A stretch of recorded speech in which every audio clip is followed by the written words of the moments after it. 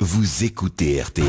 RTL vous en parle déjà. Rémi Sulman. 8h16, bonjour Rémi. Bonjour Yves, bonjour à tous. Alors ce matin Rémi, vous nous parlez déjà d'une révolution numérique qui pourrait nous permettre demain de nous passer des banques ou bien d'acheter une maison sans notaire, bref de faire sans ces intermédiaires. Cette énorme révolution qui pourrait bouleverser nos vies porte un nom, la blockchain. Oui, vous vous souvenez Yves de la première fois que vous avez entendu le mot Internet? Oui. Eh bien vous vous souviendrez de la première fois que vous avez entendu le mot blockchain, la chaîne de blocs en français.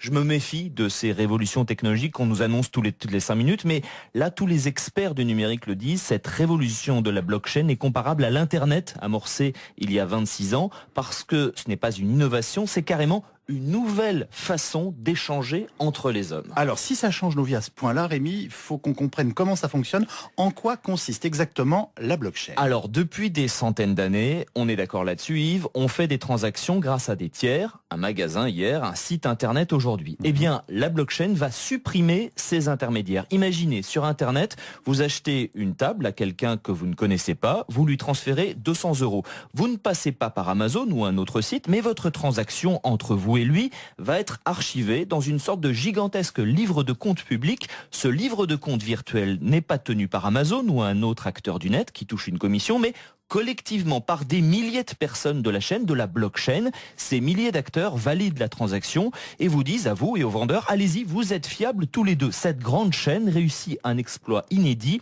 créer de la confiance entre deux inconnus sans intermédiaire. Mais attendez, si ce registre est public, n'importe quel petit malin peut en modifier les données. Alors non, aucun acteur ne détient ou n'a accès à la totalité de ce livre de compte. En fait, cette blockchain, c'est comme un immense puzzle qui est découpé, disséminé sur des milliers de serveurs. La preuve que vous avez payé ces 200 € contre une table reste dans la blockchain.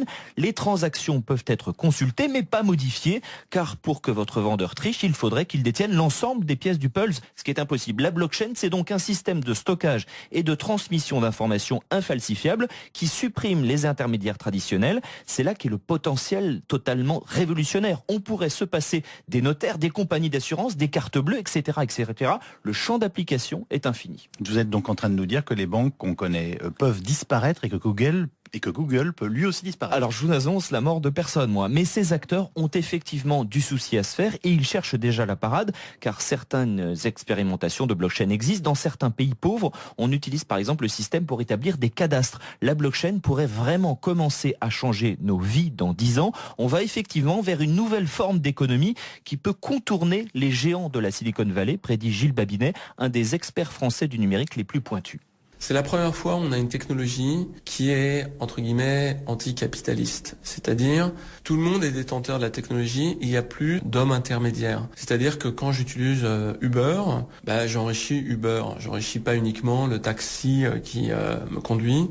Et là, on peut faire un Uber sans Uber. C'est-à-dire que 100% de l'argent que je vais donner va aller au taxi. Et ça, c'est quelque chose qui est révolutionnaire. On pourrait donc voir une flotte de taxis, Yves, sans Uber et sans entreprise. C'est révolutionnaire au point que Gilles Babinet pense, avec bien d'autres, que l'inventeur anonyme de la blockchain devrait recevoir le prix Nobel. C'est cette technologie qui a permis la création notamment de la monnaie virtuelle Bitcoins. Certains économistes dans le Wall Street Journal ont écrit que depuis 5 siècles, depuis l'invention des banques, la blockchain constitue l'innovation économique la plus importante. Et vous savez, le Wall Street Journal débloque et se déchaîne assez rarement. En tout cas, on va suivre ça d'extrêmement près. Vous étiez le premier, une fois de plus, à nous en parler.